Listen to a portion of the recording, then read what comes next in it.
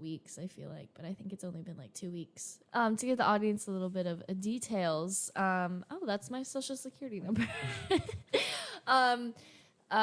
Joel's like 8 feet away from me right now. We decided to switch the table setup in the kitchen. So today we're talking about a topic. Oh wait, we have to introduce the drink and what we're doing here. Welcome back to Well Known Date These Guys. Wow, it's been too long. Nearly I'm Naomi a Guy. year of episodes. Yeah. And we still haven't figured this I'm out. Naomi Guy. I'm Joel Guy. And this is Why Will No One Date These Guys, a podcast relating talking about used to be a sex, dating, and podcast relationships. complaining about how no one would date us and all the reasons, and then people started dating us, which was a mistake. And so now we either have to like keep the branding or change the branding into like why will people continue to date these guys? But also we're taking this as an opportunity to educate and like potentially help some people when it comes to gender and sex issues. Yeah. So like, if you have any good ideas for what we should change our podcast name to, or think we should just power through like the professionals, I think we should power through because I haven't told you this, but I'm about to tell you some good news. I actually got somebody locally to potentially sponsor our podcast. What the fuck? Yeah. Oh my god, this is breaking to me.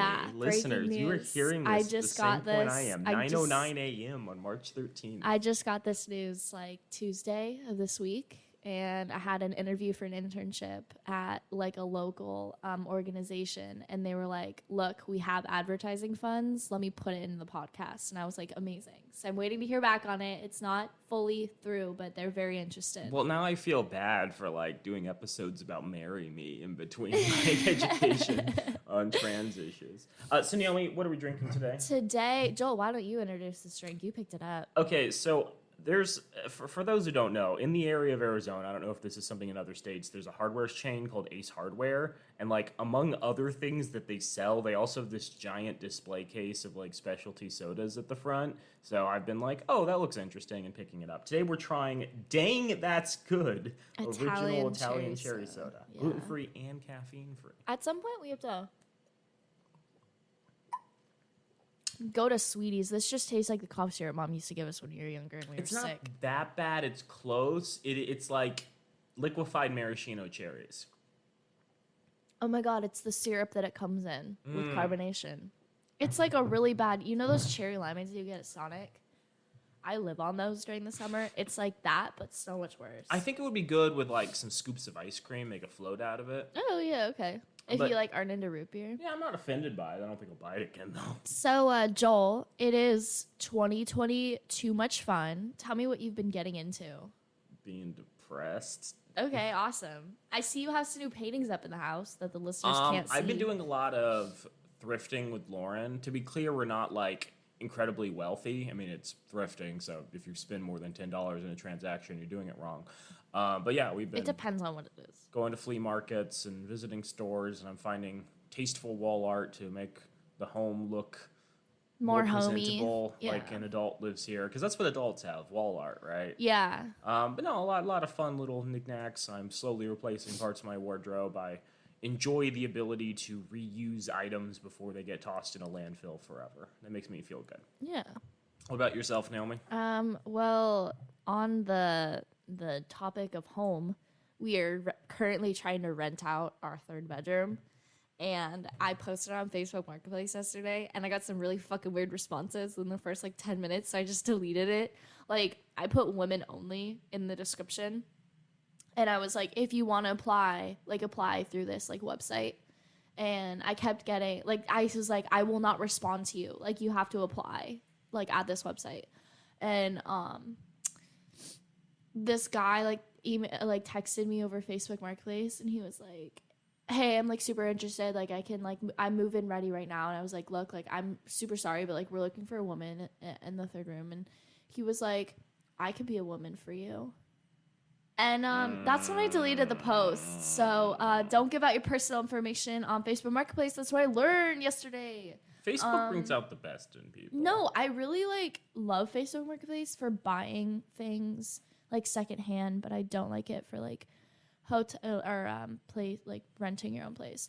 So to answer your original question, this past week was my spring break. I did a lot of relaxing. I took a couple naps. I went to go see our brother, our mystical brother that we don't talk about a lot for his privacy, in a city that will remain unnamed. He's gonna show up on like episode 500, right? No, he actually, it was really funny. We were talking about the podcast and we were at dinner with our aunt and she was like, yeah, you guys are on like episode like 44 or something.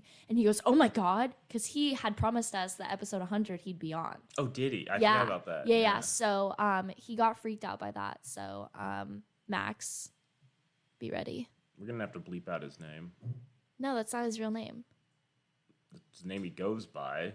Yeah. But like, I go by Rosie, but like, nobody. Well, like, Naomi, that's not legal. based on the topic of our podcast, the names you go by are very important. That's fair. Yeah. Yeah, we will bleep out his name. Okay, so Naomi, what are we doing here? I want to give a little bit of a preamble. So we're recording Joel's this pissed. on March 13th. This issue has been going on for about 2/3 of a month. It originally started on February 23rd. It like really picked up speed really quickly. It freaked me out. I feel really bad because I wanted to do an episode on it that week, and I've been just horribly sick for like 2.5 weeks. Like Joel's I could been barely like speak. It was he like painful to swallow. if anybody 102 knows fever. Joel, he like really works through anything. Like he will be on his deathbed and still working.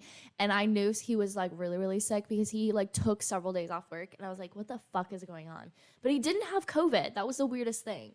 Well, that's the funny thing because I took 2 of the rapid tests I got from the federal government, and they both said I didn't have COVID. And I'm like, if none of these actually work properly, that would be hilarious. But yeah, so I really wanted to discuss this sooner. Unfortunately, I just did not have the either throat to speak with or the mental impetus to get through. So this is, I think, the first time we've had both the time and the energy to do this, and I wanted to do it properly and discuss this. Basically, we've discussed on this podcast before how, like, trans people are real and, like, their identity is valid. Trans people are people, too. And how, like, a lot of society didn't seem to understand that basic fact. And it all kind of came to a head on February 23rd. So let's just jump into it and discuss what happened exactly. So Politico had an article day of written by Juan Perez Jr. Texas Republican Governor Greg Abbott this week ordered the state's Youth Protection Agency to investigate the use of gender transition procedures on children in a directive that included calls to launch inquiries into parents and medical providers who allegedly violate the law. Such procedures, the state's conservative attorney general declared earlier this month, amount to child abuse under Texas law. Because the Texas Department of Family and Protective Services is responsible for protecting children from abuse, I hereby direct your agency to conduct a prompt and thorough investigation of any reported instances of those abusive procedures in the state of Texas. Abbott wrote in a February 22nd memo to Agency Commissioner Jamie Masters. Texas law also imposes a duty on DFPS to investigate the parents of a child who is subject to these abusive gender transitioning procedures and on other state agencies to investigate licensed facilities where such procedures may occur, Abbott added. Background. Abbott's order stemmed from February 18th legal opinion authored by Republican State Attorney General Ken Paxton, which concluded transition-related medical procedures and treatments can legally constitute child abuse under several provisions of state law. Attempts by a parent to consent to such procedures and treatments on behalf of their child could also qualify as child abuse under state law, Paxton declared. He noted that failure to stop a doctor or parent from giving transition-related care to a minor could be illegal. The Texas Family Code is clear. Causing or permitting substantial harm to the child or the child's growth and development is child abuse, Paxton wrote in a legal opinion requested by Republican State House Representative Matt Krause and referenced in Abbott's ensuing directives. So what are the politics? Well, both Abbott and Paxton are facing significant opposition to their re-election bids as early voting begins ahead of next week's state primaries. Abbott is protecting his right flank against several credible challengers, setting the stage for a likely general election fight against former Democratic Representative Beto O'Rourke. Paxton could meanwhile be headed towards a runoff against State Land Commissioner George P. Bush, according to a recent Dallas Morning News University of Texas at Tyler poll. The reaction? Well, the Texas chapter of the American Civil Liberties Union said Paxton's opinion was not legally binding and argued the Attorney General Governor could instead spark false child abuse reports. This opinion letter have no legal effect and cannot change Texas law, nor usurp the constitutional rights of Texas families, said Brian Klosterboer, an ACLU of Texas staff attorney, in a statement on Wednesday. The law is clear. Parents, guardians, and doctors can provide transgender youth with treatment in accordance with prevailing standards of care. Any parent or guardian who loves and supports their child and has taken them to a licensed healthcare provider is not engaged in child abuse. And as of when the article is written, an agency spokesperson for the Texas Department of Family Protective Services said there were no pending investigations. There was slightly different takes from the trans activists I follow on Twitter. How about we just stop and just reflect on what was just said? On that. Yeah. One, nobody likes Greg Abbott. He's turning it into the Handmaid's Tale in Texas. I would like to throw that out there. Second, if this law goes through and it's actually like acted upon, are they gonna stop showing that show called like This Is Jazz or something? You know, that young woman that transitioned from male to female, and she had like a whole reality TV show. Are they just gonna censor that show? They will get rid of the show Transparent, about a parent who comes out as trans. I'm not even joking. That was a good title. That's a show? Yeah, it had the father from Arrested Development, and apparently there are a lot of accusations of him just being a general dick on set, so that's cool. Okay, those were my reflections. Okay, so and just going on a limb, I'm riffing here. I read a lot of hot takes on this, like zesty takes on the interwebs after this was published. And one thing that I thought was really interesting was a Jewish woman had written, I don't know if it was like a PhD thesis or like a religious text, arguing that even though Jewish scripture explicitly says, or at least suggests, that transitioning is a bad thing, under the laws of Jewish scripture, you should still allow it. And a reasoning was this: at multiple points throughout the Torah, it said that saving lives is the most paramount value. Yeah. That like everything you should do should yield to the idea that saving lives is like the ultimate thing you can do in life. And so even though there's like commandments and scriptures being like, you know, if you have, you know, damaged the testicles of a man, if you have, like, chopped them off, they will not enter the kingdom of heaven. All of that is less important than the fact that if people don't transition and are given access to high quality care, they're far more likely to kill themselves. And so the argument she made, which I thought was incredibly compelling, was like, hey, even if you hate this, even if you're like radically opposed to it, even if you're like religion is telling you not to do this, I would argue that the more important thing is to just let people do what they want, because like all of the medical science says this is good for people. I heard a similar hot take about like this woman went on, you know, those like YouTube shows where they like bring together different people from different religions, and they're like, what is your, like, do you believe in abortion or blah, blah, blah. This one was also on abortion, and it talked about the same general idea about abortion, and they talked about if Judaism like believes in abortion, and it was like, we'd rather the woman survive than like potentially lose the woman and have like a child that's like defenseless. Yeah, and I think that's something that a lot of people either don't understand or conveniently forget when we talk about all these things. Like, there's plenty of situations where, like, people are willing to accept that things they don't like occur for the simple fact that, like, there's some greater value that's achieved by letting that thing occur. Like, even if you, like, really hate the idea of gay marriage, the fact that, like, so many gay people are, like, happy and content and like enjoying life and don't have a lot of divorces, not killing themselves, should probably like indicate to you that maybe your feelings aren't as important as the like lived reality. And I don't think a lot of people think that way, but it is an interesting thing to sort of test like your biases and your assumptions, to be like, yeah, there are things that I'm uncomfortable with. You know, that's part of being in a society. It's part of how you're raised. It's part of, you know, the experiences you've grown up with. But like, are there times when the things you're uncomfortable with can come second to the things that'll actually make people of a certain group like content? I don't know. Well, going back to this, it said like, it was talking a lot about child abuse, but like under this sort of like same context, it's talking about causing or permitting substantial harm to the child or the child's growth and development is child abuse. So like, if you go out and you give your child permission to go get a tattoo at age like 15 or 16, that's considered child abuse because it's literally a scar on you. So how come those people aren't getting arrested? Well, I think that's an interesting point to bring up, and I did want to talk a little bit about what exactly gender-affirming medical care is. So we can skip ahead to that. Okay. So there's an article published in the Texas Tribune by Scott Lamagdeline on August 4th of 2021. It was updated you on mispronounced March his 4th, last name. 2022.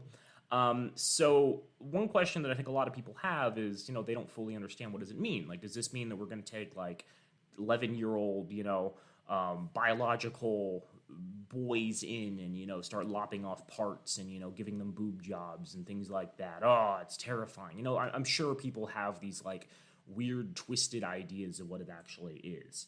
Well, according to Ariana Quinones, the executive director for the Texas nonprofit organization Doctors for Change, gender-affirming care is judgment-free, individualized care oriented towards understanding and appreciating a person's gender.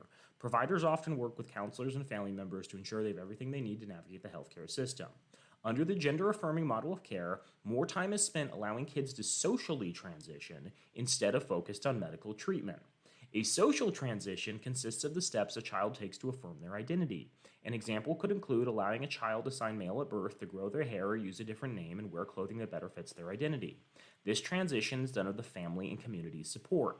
The most important message is that trans kids are kids, says Seth Kaplan, president of the Texas Pediatric Society, and they deserve to have the same health care that all kids have, which is evidence-based health care that serves to promote their growth and development to help them become healthy, fully functional adults. Disgusting. Sometimes more medical support is needed for the child. Puberty or hormone blockers are used to give a transgender kid time before deciding what permanent transition-related treatment they want. Okay, you say, well, puberty blockers sound kind of scary. Like, what is a puberty blocker? That sounds like something that's going to cause long-term effects. No, not at all. Puberty blockers are a type of medical treatment that delays puberty. They are completely reversible. It's not uncommon for puberty blockers to also be a treatment for children who aren't transgender. Since early onset puberty can cause health issues into adulthood, they've been approved medical treatment for children for decades. Hormone blockers are used for a lot of different medical purposes, not just for transgender youth. So I think it's a slippery slope when you're saying you're going to prohibit physicians from using this as a potential treatment for something. Now, some transgender children have more advanced medical procedures, like starting testosterone therapy. Those instances are rare, especially if they're allowed to go on puberty blockers, which gives them more time to decide what medical procedures they want in the future when they are an adult. Language in legislation targeting medical care doesn't actually reflect that. One bill filed last year's legislative session in Texas by State Representative Matt Krause sought to ban gender transitioning and listed procedures that do not fall under gender-affirming care. The bill did not pass. This standard is to support pre-pubertal youth where they are, says Celia Nieval, director of the Center for Adolescent Health at the People's Community Clinic in Austin. There's nothing going on with hormones or surgery. There's only living your life and being supportive of who you are. Medical experts say transgender children rarely, if ever, have surgeries like oreosectomies, I'm not familiar with that, hysterectomies, and mastectomies before they're adults. Still, Greg Abbott cited such procedures back in August of 2021 and directing the Texas Department of Family and Protective Services to determine whether gender confirmation surgeries are child abuse under existing state law. Blah, blah, blah. Experts took issue with Abbott's language in the letter, which repeatedly referred to gender confirmation surgery as genital mutilation. It's literally the harshest language possible because he wants a reaction from his side, says Andrea Segovia, Transgender Education Network of Texas's field policy coordinator. And they can gain supporters in that of oh, that sounds awful. Yeah, we shouldn't be doing that to minors. So basically, there's this thing out there that not a lot of people understand, and a certain political party has weaponized it in order to get more people on their base. And it's easy for them to weaponize because I think a lot of people are already uncomfortable with the idea of trans people. Yeah. It's a group that they can fairly easily attack without people being like, maybe you shouldn't do that. Okay, here's my hot take. Do you want to hear my hot take? I love your hot takes, Naomi. Okay, so here's my hot take. And your hot cakes. You make amazing pancakes. I don't remember last. No, whatever. So, my hot take is being transgender is not hurting anyone. Correct? It's not a life or death situation. I disagree. It makes people uncomfortable. Okay. That's the same thing for a lot of people. Okay, what I'm saying is that it is not directly interfering on another person's life if they are not aware. You know what I mean? So, you walk down the street and you could see 5 to 10 transgender individuals and you would never know. You know what I mean? People are not at the point in society where they're telling everyone that they're transgender, because in some places it's still very dangerous to say that and come out as transgender. Some people are still using the trans panic defense when they kill trans people. They're like, oh, I was so terrified of the fact they were trans. Yeah. So the thing that is really irking me is around the same time, literally last week, a bill passed in Iowa by Governor Kim Reynolds that it was signed legislation that says that no Iowa transgender girls can perform in sports, like sporting events. That pissed me off because it was like, sports are not life and death situations. No one gives a crap if little not Kimmy, let's use a different name. Little Jim Bob, no, that's really not a girl's stretching. name. I'm really, really, really hurting for a girl name right now. What is a girl name? Caroline. Little Caroline is competing against little Jamie because it's not a life and death situation. You know what I mean? Like, it could, yes, become a situation because they're competing for scholarships. Okay, that's just regular competing. But at that point, the way that you're explaining gender reassignment surgery is that at that point, there is no...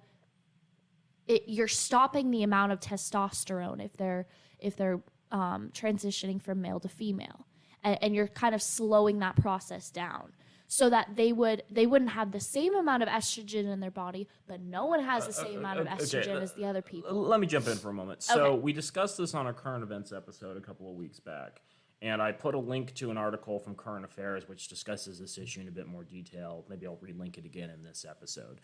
But the Current Affairs article discusses trans sports in general and has a couple of, I think, salient points. The first thing is we're always hearing about individuals who are trans winning youth sports events. What we're not hearing is the vast majority of trans youth suck at sports. It turns out they're not socialized. Well, there's that. They're not necessarily comfortable in their new bodies. Yeah. There's the fact that there's actually vast overlap in the strength and endurance capabilities of the sexes. So just because like you suddenly have added testosterone or subtracted testosterone doesn't like magically mean you're going to have an advantage because there's these two bell curves that intersect significantly. Yeah.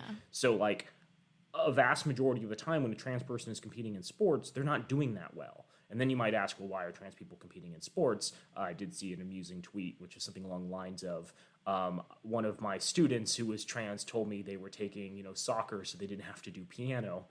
And confirming once and for all the only reason people do sports is so their parents won't make them do piano. Yeah. But in general, like, this idea that like trans people have this magical advantage in sports is just ludicrous.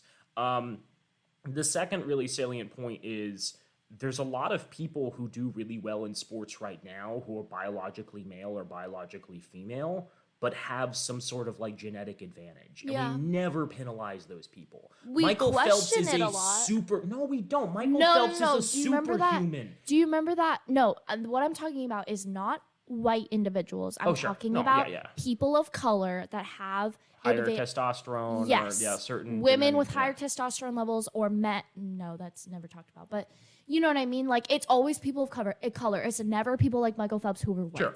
But like to Michael Phelps, like Michael Phelps is, one of the best swimmers of all time, if not the best. He's done very well. He's like has this weird ratio for his arms, which gives him like a greater stroke in the pool. He has like literal like muscle wings, which have like twitch fibers, which make him like more effective at swimming. He doesn't build up lactic acid as fast, which means he can go for longer without suffering the effects.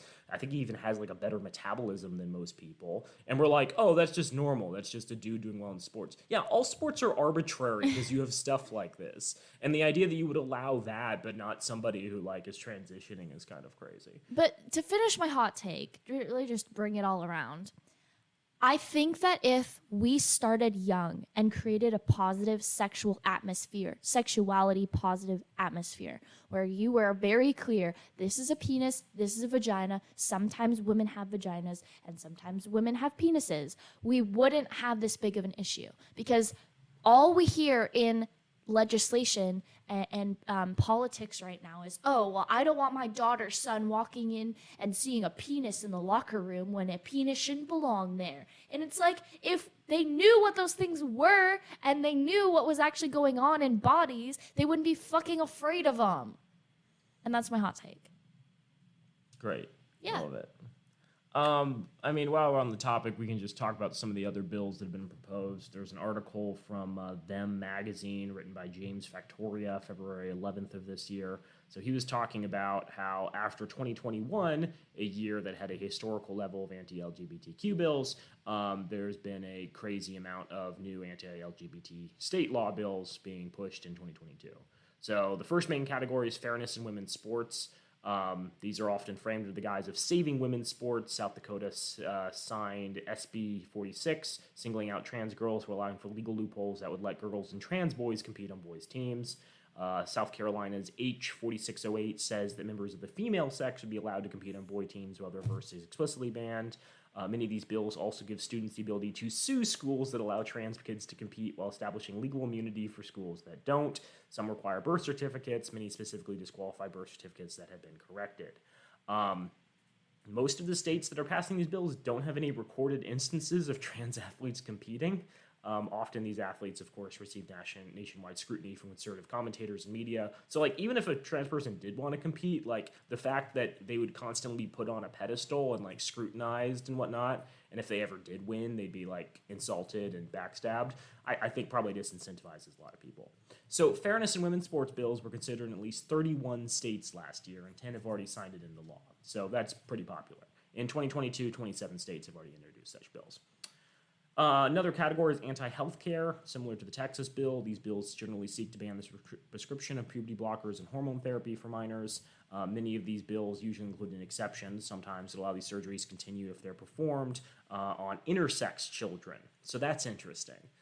You can't change your assigned sex at birth, but if you fall between sexes, it's still allowed. So, yeah, it's interesting. Wait, I have a question for you.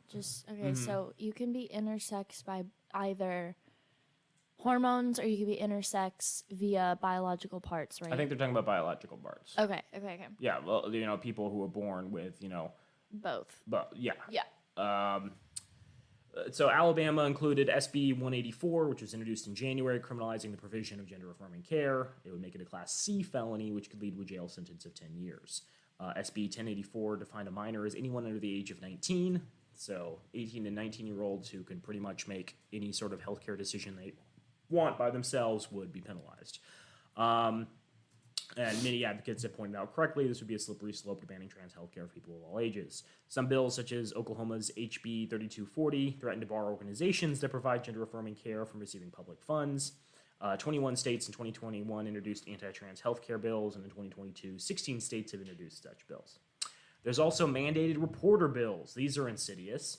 These bills represent the most emerging trend among anti-LGBTQ bills. They would prohibit teachers, nurses, principals, counselors, and other authority figures in public schools from coercing trans and non-binary students into hiding their gender identities from their parents. If a child tells a school authority figure they identify with a gender other than the one they were assigned at birth, these bills, such as Arizona's recent SB 1045, would prohibit teachers from withholding that information from the child's parents. So children who might feel uncomfortable talking about the fact they might be gay or trans at home because their parents had made derisive comments about gay and trans people at home in the past would have their identity effectively ratted out by the teachers. And I'm not saying the teachers want to do it, but they're a mandated reporter and could potentially face criminal penalties if they don't. Arizona also has HB 2293 in the works, which would prohibit public schools from requiring school officials to respect trans students' pronouns. Naomi, I don't know if you recall this. This was an issue at the schools we attended in the Great Hearts Network, among other things mentioned in the many Instagram posts about all of the problems. Yeah, did we explain racism and sexism at the schools? Was also the fact that teachers just refused to use proper pronouns. Yes, I do remember that. Yeah, our school network, we went to one of the first schools in the network, and Joel graduated a number of years ago. He's one of the first few graduating classes, and I graduated about 6-7 years after you, and it just got increasingly worse. I think it was because the vast majority of the people that were coming through were it was to describe the school system best in a short amount of words. It was Catholic school without the Catholicism. We've gotten into this before. Yeah. There's, I think, 2 more categories. Let me not close my window on me.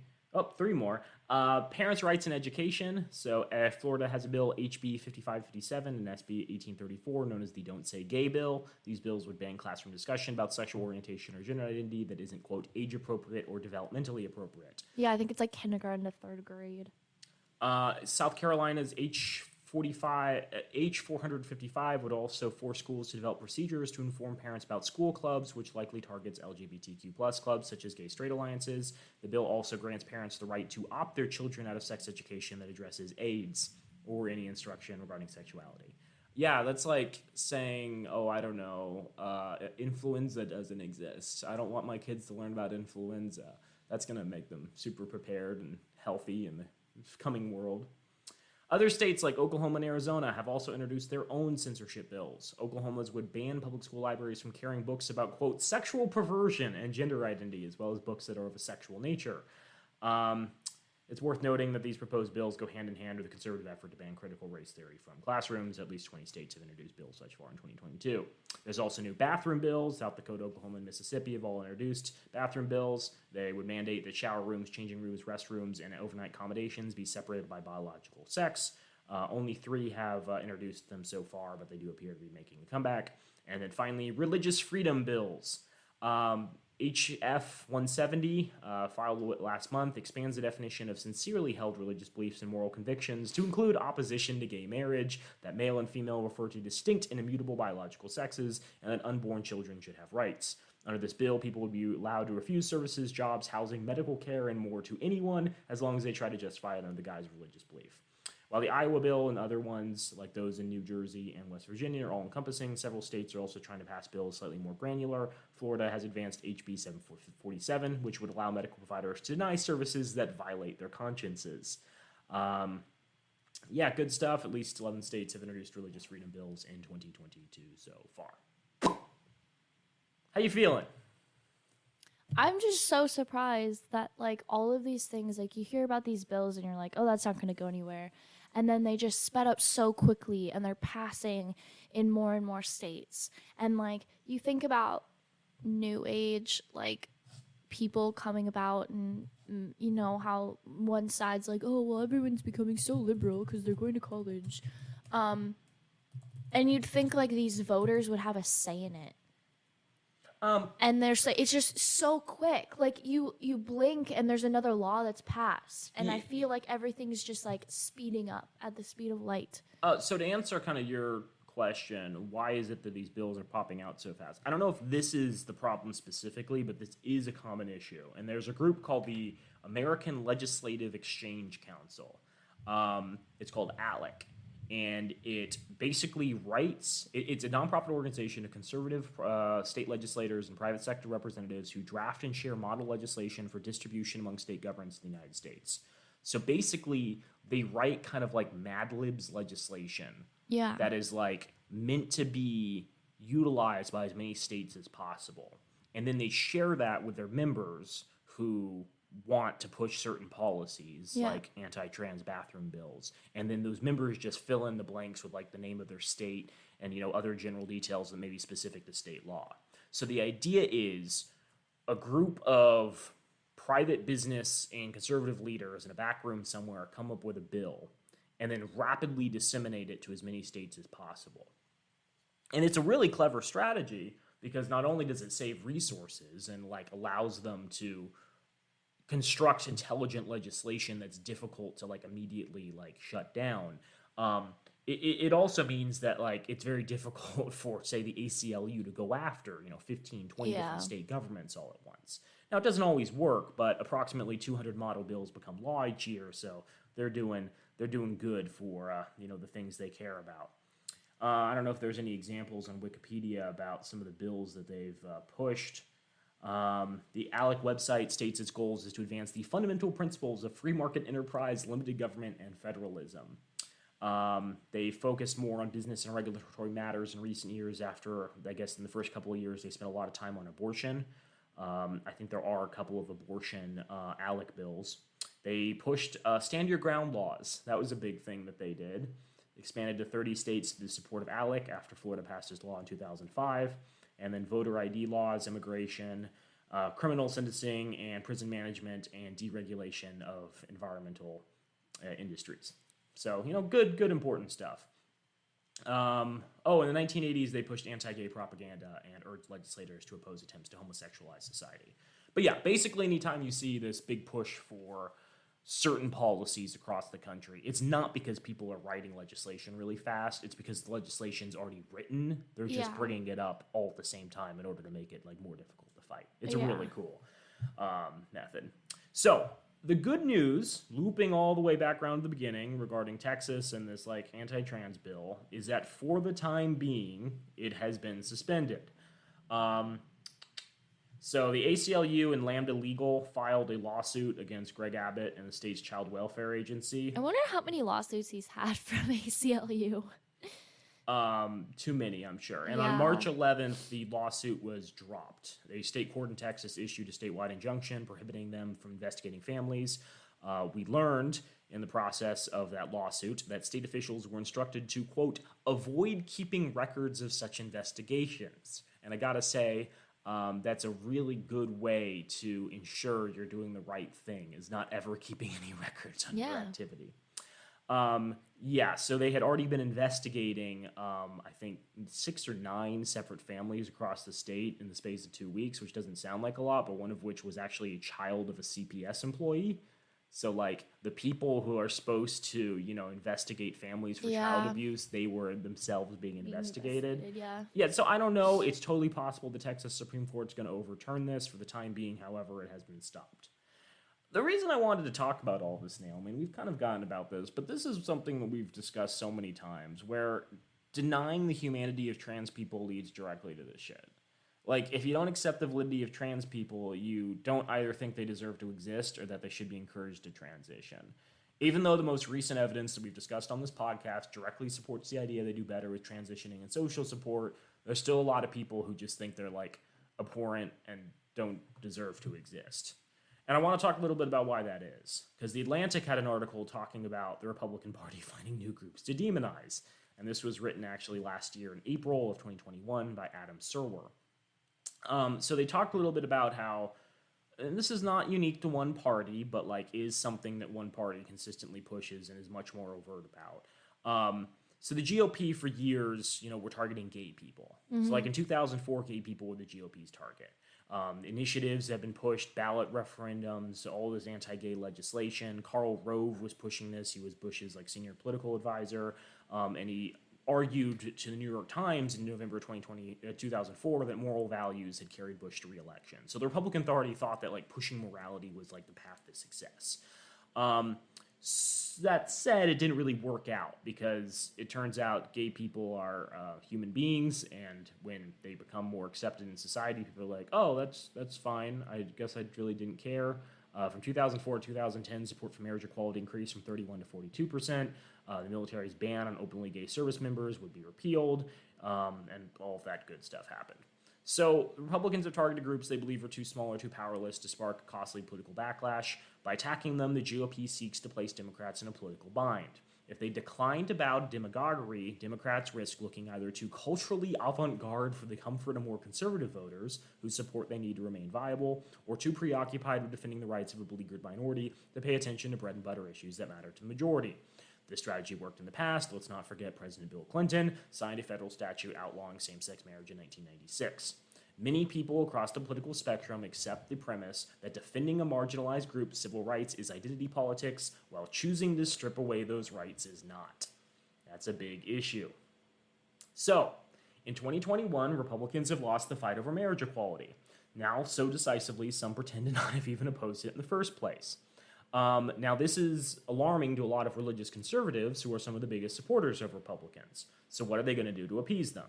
Well, there's also the problem that the fight over immigration is locked in a stalemate because Trump showed national Republicans that embracing nativism is less politically costly than they'd supposed. Anti-Muslim animus has hardly disappeared, but it's no longer as useful of a tool to oppose the current leader of the Democratic Party, an elderly Irish Catholic man, right? It's hard to argue that, Biden is trying to bring more immigrants in this country when, one, his immigration policy is in many ways worse than Trump's, and two, he doesn't have the they will find any way. They will find any way to hate him. his whole stance on abortion, and he's like, oh, well, every woman in this country should have proper access to abortion. And he said that at the State of the Union the other day, and they panned over to Supreme Court Justice Amy Coney Barrett, and she was like, ew. Like, she, like, made that, like, she grimaced. And I was like, literally, shut Incredible. the fuck up. So yeah, so they need to manufacture a new threat. They need to manufacture a new cultural thing in order to paint Democrats again as being like too aloof in city. Like, you know, if you live in the country, it's very likely you've never like had a serious conversation with a trans person, or you did and didn't realize it. Yeah. Which is like also totally possible. Yeah. But if you live in a city, the likelihood you interact with trans people on a more consistent basis, in my mind, is a lot higher. Yes. And so you can paint someone as a cultural elite if, you know, they're like, hey, I live in a city and trans people are fine. So, according to this article, Republicans have conjured a new existential threat, targeting trans people, a tiny segment of the population that is nonetheless the subject of a full-blown panic. Earlier forays in anti-trans politics resulted in a backlash, with North Carolina's infamous 2016 bathroom bill being repealed. But Republicans have since redoubled their efforts with a particular emphasis on, quote, protecting children, a familiar echo of their opposition to the civil rights of gay Americans. Basically, every argument they make against trans people was used against gay people. I don't want gay people in changing rooms, right, lusting after my children or whatever, right? I don't want gay people to receive proper health care because that's just going to support like their horrible lifestyles. These are going to get clipped and used against me out of context. Yeah. Actually, we're going to clip this and put that into that episode full of just like good. Oh, the clip show? Yeah, Yeah. It's going to be great.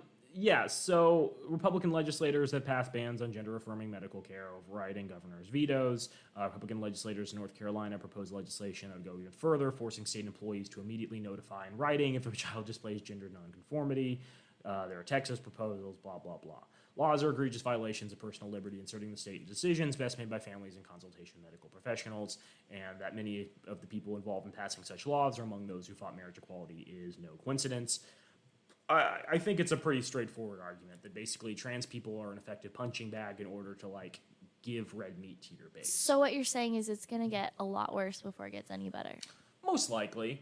And this is, again, I would say, a problem for Democrats because there's not a lot of good cultural consciousness about, like, trans people. There's been more high-profile trans people in recent years, which I think is helpful. But still, there's a lot of confusion about, like, what being trans entails and what, like, an appropriate age to start transitioning is. And it's also interesting that when you've surveyed people about offering gender-affirming medical care, their responses vary wildly depending on whether or not it's put into context. Yeah. So I've seen some surveys, I don't know if I can pull them up right now, where they surveyed all political parties and they found, like, Democrats were supportive. They like 78% were like, oh yeah, people should be allowed to make their own decisions on medical care. 78%. And then Democrats, like 48 or 52% were like, oh yeah, I totally support that. I think the government shouldn't be involved in medical decisions. But then when you ask the question, do you support the recent Texas ban on gender-affirming medical care, they were the vast majority of Republicans were in support of that. Right, and this is, again, not unique to Republicans. Democrats do the same thing. When you talk about drone strikes in, like, a vacuum, they're deeply opposed to them. But then when you talk about Obama's drone strikes, they're much more supportive. People vary their political beliefs based on what their party actually supports. It's, like, a common thing. But the problem is, like, the more this gets politicized, the more I think people are going to get more sure of themselves in their political beliefs, which isn't good. I'm not trying to be a Debbie Downer, but I think what's interesting, and you sort of touched on this earlier, is there's going to be a lot of false reports if this goes through. There's going to be a lot of inaccurate reports. If I'm, like, quarreling with my neighbor Steve because, like, Steve won't, like, I don't know, shovel his driveway, and that makes the neighborhood look really bad. You're going to say that his kid is Yeah. now looking to be transgender. Yeah, and that Steve's abusing his kids by, like, providing them affirmative medical treatment. I that's gonna be hate when super people common. support their children and But what then, they want. like, there's the other fact that I think in recent years, I don't know, maybe this is the vacuum I live in, I think more parents have become accepting of the idea that sometimes kids just want to dress up like the other sex, like in a non-trans way. Like, sometimes boys just want to wear dresses, right? And I think parents have become more accepting of that. And then there's lots of girls who, you know, for lack of a better term, tom girls, you know, who, like... Tomboys? Yes, that. Who, you know, act more, you might argue, masculine than, Yeah. the average woman does. And they might be caught up in this too, where they don't identify as the opposite sex, they have no plans to transition, but people look at them and are like, oh my God, look at that person trying to become something they're not. So that's really cool and good. Yeah, and I can definitely see this being weaponized in a state like Texas against parents you don't like, whether they're gay or interracial or too liberal or whatever. If someone has like a Biden flag on their front lawn, it's very easy to be like, well, they probably support gender transition in their kids, so that's fun and good. And then my concern is it probably won't stop here. Like, if the bills already cover, like, not transitioning until you're 19, like, they're probably going to push it to 21, and then even further. They're going to do stuff like banning them from public places again, and banning discussion of them in classrooms, and banning websites from hosting content that kids could access. Like, if it works so well for them now, why would they stop? See, what I hate is that, like, this is just the start. And so now, like, let me just put it this way. I love when governments think that they can have total autonomy over their citizens' bodies. And like, this is why I we're a love it. libertarian podcast. Now, one thing that I thought was interesting was, why is it Greg Abbott decided to sign that bill the day he did? Yeah. Now, you could argue, as the Political article I read at the beginning did, that he's doing it in order to shore up his base before the elections. Yeah. But there's another argument if I want to get slightly conspiratorial. Yeah, do it. So Newsweek on February 23rd, the same day this was announced, had an article by Lilia Slisko that said Governor Abbott ordered price gouging during power outages, says the former Texas energy chief. Texas Governor Greg Abbott allegedly pushed to charge residents sky-high energy prices amid the winter storm that paralyzed the state and caused massive blackouts last year, according to court testimony from the former head of his state's power grid. The former Electric Reliability Council of Texas, ERCOT CEO Bill Magnus, testified in court on Wednesday about the Republican governor's alleged role in allowing power prices to reach and remain at the maximum cap of $9,000 per megawatt hour, or 150 times the normal rate. More than 4.5 million Texans lost power during February 2021 crisis, contributing to the death of at least 246 people. Magnus maintained he was left with no choice but to go with the rate increase, racking up huge profits for energy companies in the process. After Abbott allegedly told the former Public Utility Commission chair, Deanne Walker, to do anything it took to prevent more blackouts. The PUC ordered the maximum price February 15th as part of the anti-blackout effort, with prices remaining at the cap until February 19th. Walker told me the governor had conveyed to her that if we emerged from rotating outages, it was imperative they do not resume, Magnus reportedly said. We needed to do what we needed to do to make it happen. Abbott's spokesperson, Mark Miner, insisted the governor was not involved in a price increase in any way in comments last year. In a statement obtained by Newsweek, Abbott campaign spokesperson Renee Eze reiterated the governor was not involved in the increase. So, I'm not saying that, like, that's the worst thing in the world, but for a lot of Texans who were affected, say 4.5 million Texans who were affected by winter storms, they might be a little pissed to find out that the governor was the one who had sky-high energy prices a lot of people couldn't afford, which led to thousands of dollars in bills after the storm if they hadn't, frozen to death. Was he directly, sorry, I think you glazed over this part. Did he directly profit off of? I don't know. I do know energy companies were big donors to Abbott during the last election. Okay. So, it's politics. It's all this tangled web, this giant Gordian's knot. Because they're not actually politicians. They're just fundraisers. Pretty much. Yeah. So we're getting to the ending bit of this. What's happening now? Well, according to Axios on March 10th, some companies are coming out against it. 60 companies apparently signed on to a letter, including Apple, Google, Meta, Johnson & Johnson, IKEA, PayPal, Capital One, Electronic Arts, and many firms, which ran in the Friday edition of the Dallas Morning News, calling the new Texas order discriminatory. The recent attempt to criminalize a parent for helping the transgender child goes against the values of our company, the ad reads. I don't know how effective that's going to be. Sometimes corporate pressure has mixed success promoting changes. So the Axios article notes that pressure, including some from tech companies, played a role in getting North Carolina to modify a law that prevented transgender people from accessing public restrooms. Signatories to the new ad include Texas-based game studio Gearbox, which is one of more than 1,400 local businesses that opposed a controversial Texas law last year that effectively banned transgender student-athletes. And then studio leadership said publicly in April 2021 the proposed law was bad for business, arguing that one of the impact would be to discourage people from moving to and working in Texas. Yeah, that's all well and good. The problem is Texas has the lowest corporate tax rate in the nation. It's tied with a couple of other states. Awesome. So Texas, Washington State, Wyoming, Ohio, South Dakota, and Nevada all have a tax rate, corporate tax rate of 21%. I don't know if corporations actually pay it, but that's like what the official tax rate is. So if a company makes $1 billion a year, they save 20 million just by being in Texas, right? That's a big chunk of change to work with. That's a big incentive. Yeah, we talked about this when we talked about why Joe Rogan moved from LA to Texas. I don't know if it was corporate tax rate. I think it was personal tax rate. I don't believe they have a state income tax. I could be wrong on that. But yeah, it definitely had to do with tax rates. Okay. So you have 6 states that are all tied for corporate tax rate. Your other options are Ohio, South Dakota, Nevada, Washington, and Wyoming. Washington's pretty expensive. The others don't really have a lot of infrastructure you probably need as a giant company. Maybe Nevada, maybe Ohio, but yeah, Texas is pretty convenient and super cheap. You go up slightly, like North Carolina, Missouri, North Dakota have 23%, 23.8%, 24.4%. Again, none of those are places that I'd be like, I want to put my giant multinational company there. So it's not until you get to places like Florida, Colorado, and Arizona, Florida with a 24.6%, Colorado 24.7%, Arizona 24.9%, where you're like, oh, those places have infrastructure and are accessible to a lot of things. But yeah, you're talking about a difference of 3.5, 3.9% in taxes, which would be $40 million a year. Yeah. So these companies are talking the talk, but they're not, I don't think, going to walk the walk because they're just saving so much money by being in Texas. I think to an extent their employees are probably pretty comfortable being there too. Like, a lot of California companies moved to Texas in the last 2 years, and their employees, who are paying, God, I don't know, $5,000 a month in rent in San Francisco are probably paying, a half or a quarter of that living in the Texas area. Ugh.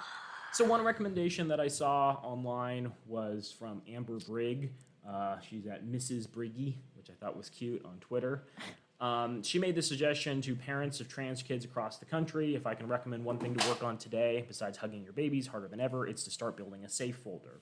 A safe folder contains important items like your child's medical and legal records, vaccination records, court documents, passports, etc., showing their legal name if it's been changed. Also include letters from trusted people like neighbors, your child's principal, clergy, etc., that talk about what a wonderful parent you are. Also include photos, including self-portraits your children have drawn that document your trans child transition, are also helpful. If you have a social media account and are considering deleting, download all of your pics and posts first to use as evidence of their persistent gender identity. One year, my son drew me the loveliest Mother's Day card. He told me how much he loved me and how safe he felt when he was with me. The first thing I thought was, this is the sweetest thing he's ever made me. The second heartbreaking thing I thought is, this goes in the safe folder. Include report cards too, medals and awards that they've earned from their accomplishments. Unfortunately, I pray you'll never need to rely on your safe folder, but if someone calls CPS on you for doing nothing more than loving your transgender child and supporting them in the ways they need, you have evidence to back up that you are a good parent. Thought that was good advice. Unfortunately, you should not have to live in constant fear. Support the fetus, kill the child. Yeah. One thing that I've heard, which I think is really classist, is people saying that, escaping from Texas should be an option. It's escaping from this freaking country, escaping from this world. Let's go to Mars and go spend time on Elon Musk's moon base. It's gonna be great. Yeah, he just had another baby with Grimes. Let's not make this an Elon Musk podcast. So I did see this take from Thorn Hawthorne on Twitter. She says, as someone who actually did escape from Texas, I'm begging you to consider the way you all talk about just leaving Texas as though it's super easy, sensible, or simple. She said, I left Texas, I got out. I'm not any better off as a result, though. While Texas is preventing young trans people from accessing health care, the state I moved to has begun working on making it illegal for trans people of any age to get health care. Did she say where she's now? I didn't look into it. Okay. The sad part is that access to transgender healthcare for adults in places like northern and central Texas is actually really good. Some amazing endocrinologists and surgeons are in DFW, August, San Antonio, and Houston. There's even a hospital in Dallas that's known for working with trans people's insurance on appeals, so even if your plan doesn't cover something, you still may be able to get it done. Leaving that behind while finishing my transition kind of sucks, actually. Relocating to another state was devastating for me, someone who doesn't have children or a spouse. I lost community, access to resources, access to healthcare, etc. Now imagine trying to relocate an entire family. How much that costs, how much risk is associated. I also need you to consider what kinds of places most people who live in Texas can move to, even if they successfully sell their house, assuming they even own one. And if they don't, what kinds of places have similar costs of living, job availability? What about people who work for the city or state who can't easily leave? What do we expect them to do? We've discussed this before, but like being able to make a decent income and like pay for basic necessities is like very much a human rights issue. Because but no one wants to talk about it though. Because like you need the ability to move around in order to like not be subject to like the whims of whatever area you're living in at a given moment. And it's frustrating even for her because she's like, I did move, I did get out, and these are all the difficulties I'm still experiencing having moved from Texas. And like, again, where are you going to go from Texas? North Carolina, Ohio, Nevada, Wyoming. Yeah. Like, I'm not saying any of those places are bad per se, but in terms of like job accessibility, I know that I probably could not get a job in my current field if I were just to like hop out and head over to any of those places today. So that's all fun and good. There has been some work by the Biden administration. There has been some positive pushes there. The Office of Civil Rights will make contact with parents and defend them from like accusations of abuse. The HHS is demanding that HIPAA be followed. So like you can't say, oh, this person is trans without like a court order. So that's really good. There was also a fairly strong statement released. I just don't understand. Like, are they gonna go back to like medieval times where they have to do a cardinal has to go in and check your virginity or something? Like, I don't understand how they can prove these things. I mean, it's beyond a reasonable doubt. So like, they're like, hey, this person looks pretty feminine. We think that their biological sex is masculine. We don't like that. You're going to prison. Everybody said that you looked like a girl when you were younger because you had long eyelashes. Does that mean mom and dad were putting child endangerment? Yes. Because you had long eyelashes. Naomi, the likeliest scenario is not that they're going to go after everybody. It's going to go after some people, and the people who are affected are those who are either too poor to fight the charges. Yes. Or have something else that like pisses people off. Again, being super liberal, being an interracial couple, being gay, whatever. Yeah. They're going to have some aspect of their lifestyle that, you know, the person examining them or the people examining them find offensive, and that's going to be used and weaponized as example of like how incompetent and horrible of parents they are. Yeah. Like, I don't mean to be a Debbie Downer. The concern I have is, as we've discussed, other bills are coming. They will also be bad. You discussed the Idaho bill. I saw something about, was it the Idaho bill? No, Iowa. Iowa, yeah. So I saw something on Twitter, which was the text of the Idaho anti-trans law mentions the removing of any otherwise healthy and non-diseased body part or tissue, which would make haircuts and clipping your fingernails a felony. I thought that was cute, but it also goes to the fact that like these bills, for the most part, are poorly written and are just red meat meant to like convince people that Republican legislators are fighting for their interests. That would also ban all plastic surgery, circumcision, and all exfoliating products. Now, the bill states it only applies to things that cause profound morphological changes and or transient or permanent infertility, but there's two responses to that. First, what constitutes a profound morphological change? Because like a haircut can change how you look. Yeah. And second, how do you measure transient infertility in a child? It would also make things like organ donation illegal because donating a kidney or part of your liver or whatever definitely induces a profound morphological change. You couldn't even go to the nail salon and get a pedicure because they take off the dead skin on the bottom of your feet. Yeah. So, like, this stuff's coming. I think it's important to be realistic and, like, what's going to happen and, you know, what's going to continue to happen. I unfortunately don't have a lot of really good advice for people listening. Like, it's Stay true safe. to an extent that Democrats aren't the ones pushing for this legislation. But like, I think it's really reductionist to just say vote because Democrats can be really harmful in other ways. Yeah. I'll also say this, the Democrats are not doing a good job of really defending the rights of trans people. You know, the Biden administration has done some very limited stuff, but I've heard very few public statements come from like any Democratic representative in Congress or the Senate, so that's frustrating. So you get to vote for the party that's actively weaponizing and making life harder for minority groups, or the one that isn't doing anything about it. Yeah. That's like a fun choice to choose between. I definitely think local politics, you can make a much more of a difference if you're involved in contacting your state legislators. Given that so few people participate in like state politics, you can make much more of a difference. Like I know 3 of my state legislators by name. They recognize me when I see them at rallies. That's not because I'm a particularly well-informed person. Joel's trying to flex on us. Or like I'm out there. It's just I've seen them a couple of times. I wrote them a couple letters. What's his name? Juan Mendez. I actually was like, hey, you know, I know you're trying to push some climate change stuff. Do you want some materials? And he's like, oh yeah, I'd love to read more about it. So I sent him like 4 books on climate change and sustainable design. Did he send them back? No, I said you can have these, and he's like, "Great, I'm gonna read them and send them around the office. My colleagues are more informed." I was gonna label him as a non-book returner. There's enough people in my life, including people I used to coach debate in, who I would give books, and they were like, "I'm just gonna keep this and never give it back." And that's like kind of flattering if I give you a book and you like never return it. But I know you just stole it. I know you're gonna sell it on eBay. See, I love doing that. I love like giving resources out to people, but I hate when they don't give them back because I gave like some really good books out to people, and I'm just gonna fight them until I get them back. Yeah. So yeah, like this isn't a minor thing. If you do have trans friends, they're probably going through some stuff. I'd check in on them. Like, don't be condescending and be like, sucks, but be like, hey, how's it going? You know, just reach out. I would also encourage people, you know, maybe do some reading. That sounds, again, a little silly, but like trans people go through a lot. They experience a lot of shit. Like maybe it's helpful to understand like what it means to transition, what your average trans person's experiences are. You know, some of the medical stuff surrounding trans issues, so you yourself don't fall into these traps of thinking you're actually doing good by, you know, preventing children from access to gender-affirming healthcare. It's a shitty situation, and I think it's the first step is to make sure people are, you know, informed and educated so they can make proper decisions on it. The next step is purchasing firearms.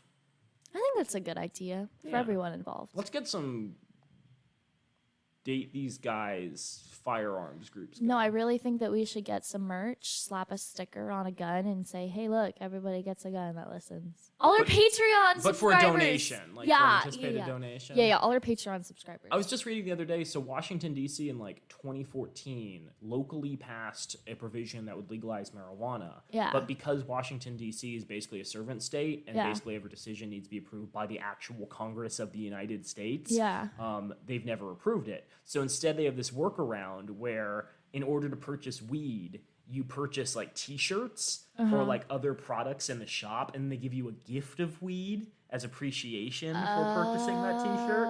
Yeah, it's fun. But it's also so stupid. Yeah. Washington, D.C.'s politics are messed up.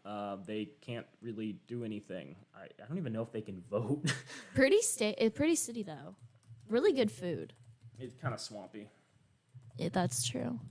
Let me make sure I'm giving accurate information before we leave. Okay. It's important to me. As a federal capital, the District of Columbia is a special federal district, not a state, and therefore does not have voting representation in Congress. Good stuff. They can cast presidential election ballots, but they do not have a representative for their specific area. They're not even part of Maryland. Well, that sucks. Jeez. Yeah, and they're bigger, I think, than Delaware. They're a very large city. So, good stuff. Good stuff. People, thank you for listening to us. I know these trans episodes are always like heartwarming, really depressing, affirming, and all that good stuff. These are things that we care about.